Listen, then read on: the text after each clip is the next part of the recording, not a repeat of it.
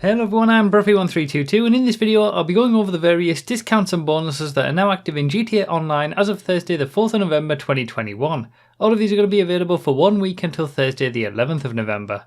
The podium vehicle this week is the Casco, which can be won by spinning the lucky wheel in the casino. It's in the Sports Classics class and normally sets you back just over $900,000. It's not on the top pace for Sports Classics races, but it is a fun one to drive and a nice throwback car to the original heists, which you'll see is a theme for this week's update. The prize ride this week is the Cypher, which can be won by finishing in the top 4 for 6 days in a row in LS Car Meet Series races, then claiming it at the LS Car Meet Slam Truck. It's in the sports class and normally costs you just over $1.5 million. It drives pretty nicely, but it's really not that quick, and unless you're doing races all the time anyway, I don't think it's worth getting on every day to win it.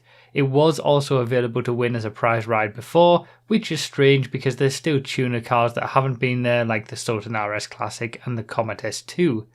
The premium race this week is Art to Art, which is an old style point-to-point race in the city for the motorcycles class.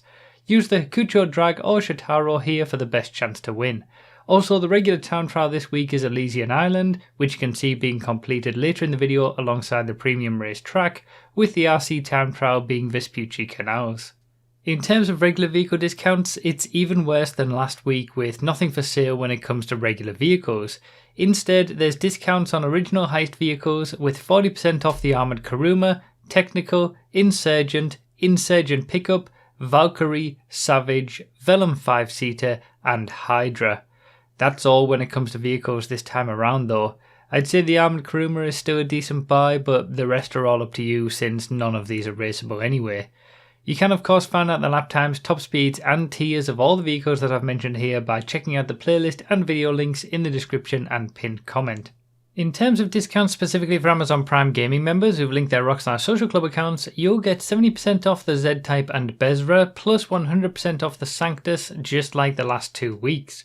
Which is annoying because the only reason this video is a little late is because I was waiting for the Prime deals to populate, thinking that they'd refresh them. I guess the Prime discounts last for 3 weeks now. Great. Bring back the weekly rotating 80% off deals on things like the Scramjet already. It was so much better back then.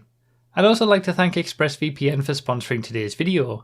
ExpressVPN allows you to pretend you're in another country to get around location restrictions for video streaming services, as well as things like casino availability in GTA Online. With your money refunded if you're not happy within 30 days, and a service that just works with no tricky setup, it's definitely worth checking out. Use the link in the description to head to expressvpn.com/Bruffy and get 3 months free on a 12-month plan.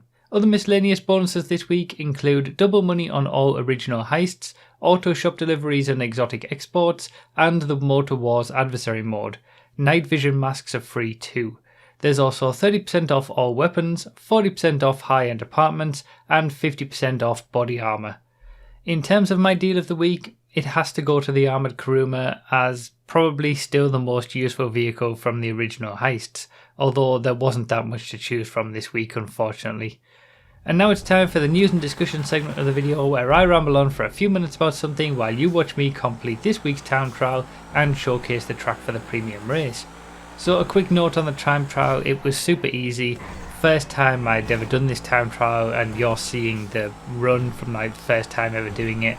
It's just following the map and basically following the highway. An easy 100k this week.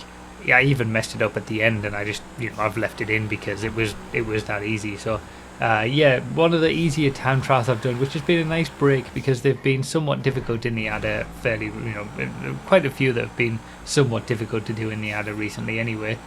But that's not really the big news to talk about because the big news is that we can finally race karts. Amazingly, almost a year. It was actually, I think it was early December that the karts were released to the game, the Vito Modern and the Vito Classic last year. So early December 2020, and for such a long time we haven't been able to use them in races. Rockstar didn't add any races for karts. They didn't add them to the creator to allow us to just race them. They're in the sports class and they didn't just make them available for sports races and people can just do what they want in the creator to restrict cars or something like that. It was just nothing. And then earlier on in this DLC we got this weird kart-based adversary mode or deathmatch last team standing sort of mode that was just so weird, and it felt so strange that Rockstar just didn't allow us to race these things. You know, they're karts, they're go-karts, they're the way that Formula 1 drivers all start out. Why can't we race them?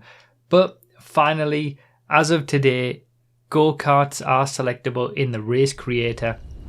That they're their own special class as well. So, you know, just like tuners isn't its own class, you know, all of the cars in the tuners subclass are in sports, muscle, things like that.